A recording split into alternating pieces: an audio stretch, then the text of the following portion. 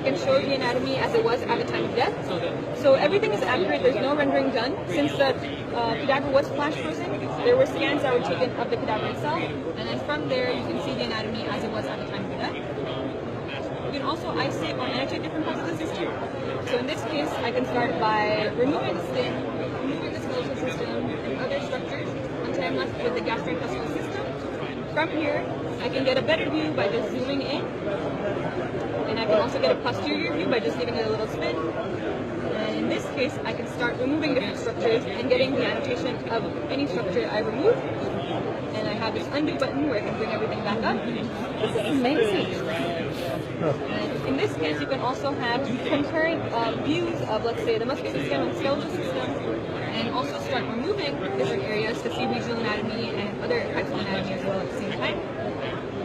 If you don't want to look at the anatomy as a whole, you can also see regional anatomy.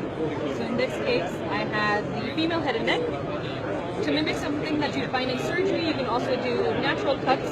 So in this case, I have an incision made, and you can also see the relationship between the skin, the fat, and other structures. And as I showed earlier, you can go ahead and also remove structures here and press this undo button.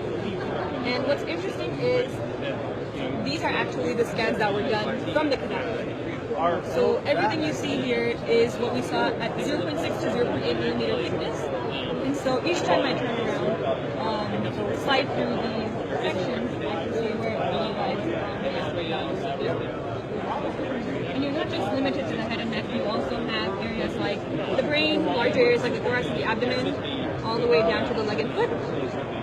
And what's most interesting to me is you can load in your own patient's CT or MRI scans, and from there you can get a 3D model of what you're seeing. So here we have a post-operative scan of the patient with a brain aneurysm, and this is the actual CT that was provided. You can go ahead and slide through the CT and see exactly where the clips were placed as well. So if I go down here, it'll show where it is here. And same functionality as before. You can go ahead and make a quick cut into the 3D model and see where the clips were placed as well. So it's kind of more intuitive when you see something in 3D, where the clips were placed rather than just focusing on a CT. And you can also add in some vasculature if needed. And you can also move it back down. There's other ways where you can utilize this where I bring in transparent, soft, and hard tissue. And so in this case, you still see where the clips were placed.